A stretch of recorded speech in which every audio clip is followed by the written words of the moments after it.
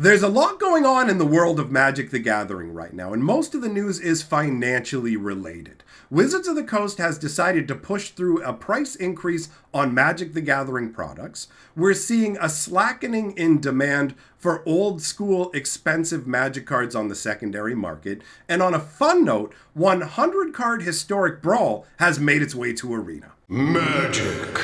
I am a wizard! History. I'm an old wizard! The Magic Historian. My bones hurt. Greetings, owners of fine luxury cardboard rectangles. My friends, I hope the day finds you well. We are here today to talk about Mega Magic News. As I said, most of what we're going to talk about today is financially related. And the biggest subject that we have to talk about, to me at least, is going to be the price increases on Magic the Gathering products. Now, this is something that we got our first hint of through the WPN announcement that was released probably a month or so ago. Now, a lot of people may not have heard about it then because essentially the WPN notices are specifically for LGSs. And on top of that, the notice basically just had one little almost a throwaway sentence mentioning that prices were going to be going up, but it wasn't really highlighted or explained in any fashion. Now, recently, we've been able to garner some more information because the CEO and CFO of Hasbro during the quarterly earnings report came out and provided additional information and confirmed that indeed they will be implementing price increases. Basically, the plan is to start implementing the increases during the third quarter and have them fully implemented by the fourth quarter, right? So basically break the year down into 4 chunks every 3 months. We're currently in the midst of the third quarter, so the fourth quarter will be the last 3 months of the year, and that's where we should fully see these price increases realized. All right, so the reasons that were given for the price increases essentially have to do with the fact that the cost of shipping products has gone up, and there have also been meaningful increases in the prices of commodities. So in terms, basically what they're saying is that it's costing them more to ship out Magic cards, and it's also costing them more to create Magic cards. Now, it's not difficult to believe that that is the scenario given the state of the world. Obviously, because of the last year and a half and all the problems that came along with it, we are seeing price increases across the board on a wide variety of different items. Now, I can't say for certain whether the actual, as like according to the CEO, he says the supply chain pressures are meaningful. We have no way of knowing whether that's the case or whether Wizards of the Coast just decided that this is an opportune moment to go ahead and put the price increase through while people are going to be more forgiving of it, right? It's more likely that people will shrug and go, well, it's a sign of the times and everything that's going on, because inflation seems to be all over the place. It's something that allows you to use it as a shield, really, from criticism. If they just did this when they were making record profits and there was nothing in the world you could point to and go, hey, this is making it more expensive for us, then more people would probably be likely to go, dude, I'm not happy with this. But under this situation, I expect there to be a certain level of grumbling, obviously, because anytime prices go up, it's not good. But I expect this will be more accepted rather than if it was just done out of the blue without something, like I said, to point your finger at and go, this is why it's happening. Now, I do feel, I feel the worst in this scenario for LGSs overall, because this is really going to genuinely affect LGSs. Ever since Wizards of the Coast did away with the MSRP, the manufacturer's suggested retail price, LGSs have faced the brunt of customers' dissatisfaction. Basically, it allows Wizards of the Coast to increase prices on the back end without having to say they've increased prices by having an MSRP increase, right? So they essentially offload some of the ill will, the bad will that comes along with this gets offloaded to game stores, which is not an ideal scenario in my opinion, right? Because the LGSs have zero control over this, but people will see the increased price at the LGS and they will go online and post on Twitter or Facebook or Reddit complaining about how the LGS they go to is greedy and has increased prices. And while there are definitely some LGSs that run shady businesses and do deserve the complaints, there will be a bunch of LGSs that are run effectively and fairly and aren't shady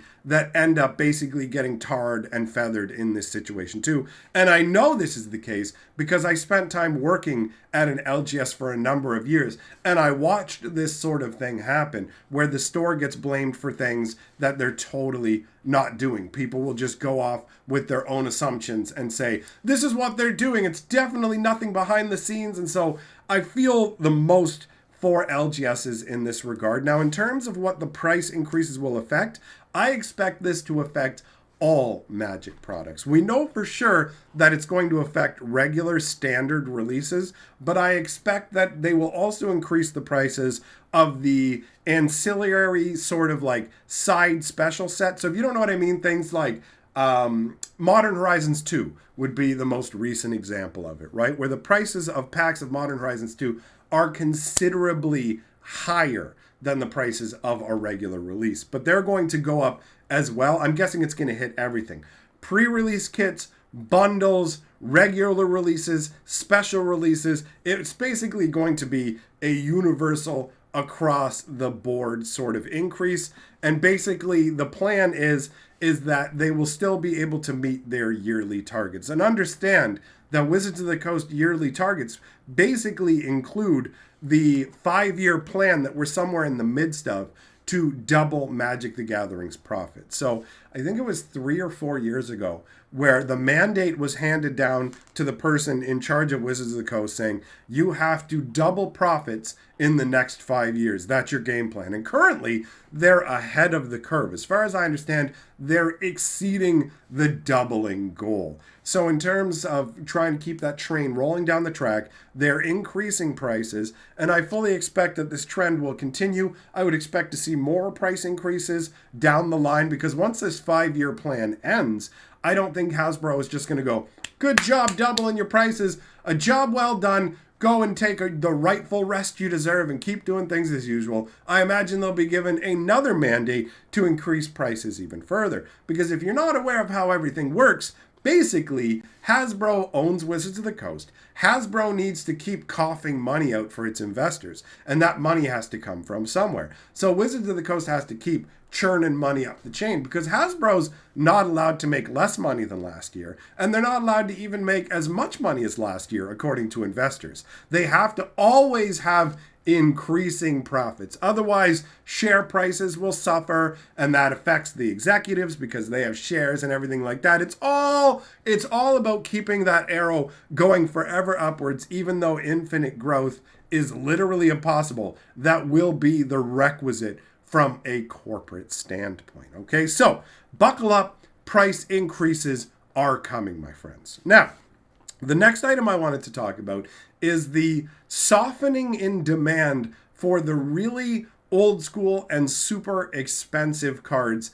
that are out there. If you watch channels like Alpha Investments, for example, he actually has a video out today specifically talking about how Star City Games has taken down their buy list when it comes specifically to old school Power 9 cards. So we're talking like the Moxes, all like the biggest, highest end, hardest to get cards. And there's the theory going around that the reason that they've been removed from the buy list is out of concern that prices have escalated to the point where it's unsustainable. And there's probably going to be a pull down, a drawback, whatever you want to call it, when prices are up here and then they go boo, like the price is deflating, whatever it is. So essentially, this equals a slackening demand for these cards because the only way these cards will keep ratcheting up in price is if there are more and more people clamoring to get them and they keep selling. Because as cards don't sell, the price comes down and down and down and down until the market agrees that that's the price to pay for it and people start buying again. It's a very basic concept of supply and demand. So right now, we have a situation where one of the biggest singles retailers that's been around forever is taking a step back on the biggest, most expensive cards and going, I don't have confidence in this market anymore. And that is a significant issue. So I figured since we were talking about financial aspects, I would dive into that one as well. And I think that this sort of decrease is probably going to happen across a number of these expensive cards, because I think what happened with the push upwards in prices partially had to do with the shutdown of the world over the last year and a half. So you have a scenario where you have a number of people who are at home with not as much to do, and collectibles and things like that are something that you can still enjoy and collect when you're at home. On top of that, you have more people who are looking to invest in collectibles, because as the world basically started to fall apart around us, what happens is interest rates started to just they started to tank, right? So it makes it harder and harder for people to make a return on their money in the more traditional ways that they're used to. So they start looking into things that might be a little more out there, that might offer a little more value, right? And so collectibles offer the potential, theoretically, of giving you a nice cash boost. Yes, they are more difficult to sell, but if you're in the right place at the right time, you can make a lot of money. For recent examples of this, think about what happened with Pokemon, where you had this crazy phenomenon around Pokemon that was partially fueled, at least, by YouTubers opening expensive boxes and showing all the expensive cards you can get, to the point where people who knew nothing about the game were rabidly trying to buy boxes. And we saw a number of side effects of this insanity, where big box retailers literally said, you know what, we're not going to sell these cards anymore because we have maniacs that are hassling our employees, chasing them around, waiting outside the store, getting into fights with each other, destroying the store, stealing product. Like, all of these crazy side effect things started happening as a result of Pokemon going up in demand. And also with the financial frenzy around collectibles, we also saw that things like the grading services like BGS and stuff like that, the what is it, PSA? Is that what it is? There's multiple of these different grading services, right? And people send their cards into them to get them officially graded, because if you have a slabbed card with a really high rating, that can genuinely improve the financial value of the card. So these grading services end up getting so swamped by demand for their services that they literally said, we're not taking any more submissions right now. We're literally stocked up. We're trying to hire more employees, but we can't keep up with the demand for this product. And then you also have something similar going on with more corner case games. Like Pokemon was a big phenomenon, but we also had these massive price phenomenon with Flesh and Blood, right? Flesh and Blood, which is a card game a lot of people aren't even familiar with, right? That is a niche card game. Well, some of these boxes of cards, the sealed boxes, started pushing up into the thousands of dollars for a box. Like, the prices that were associated with this were absolutely tremendous, like just mind-blowingly large, to the point where it really didn't feel in line with reality to me. And we're seeing now that there's a decrease. Apparently I had a hair on my tongue. We're seeing now that there's been a decrease in this demand pretty much across the board. The Pokemon frenzy seems to have died down. Flesh and Blood didn't really flatline, but it's no longer this insane sort of frenetic cauldron of financial activity. And that has to do specifically with investors getting in there, right? And just putting their money in there. Well, now the world is opening back up more, and people are starting to pull their money out of it, right? They're starting to pull their money out of these investments, trying to recover some of it, and that is starting to naturally have a push down effect on the prices of things, including these old expensive Magic the Gathering cards that people considered an investment safe haven, right? Now, understand, obviously, this is just my perspective on what's going on. So if you want more in-depth stuff, I mean, obviously go check out people like Alpha Investments. He's got way more of an eye on the financial markets and things like that. I just touch on it when it's become such a big thing that it's a newsworthy article. So we talked about the bad financial news. Let's talk about something that is making people happy to leave us with a good taste in our mouth. And that is 100 card Historic Brawl is now available on Arena. So it's like pseudo Commander. It won't be quite as good as Commander because you don't have access to all the cards, but it's the closest thing you're going to get to Commander on Arena anytime soon. And it basically, if enough people get into it and play a 100 card Historic Brawl, then they're going to make it into a permanent offering, and that could theoretically grow to the point where the regular Commander could make its way onto Arena. And it is a good sign that it looks like they're trying to keep Arena around for the long haul. Because while Arena does have some flaws, there are certain things I genuinely enjoy about it as well. And I'm kind of keen on checking out a 100 card Historic Brawl because I like card variety. I like playing against a bunch of crazy different stuff,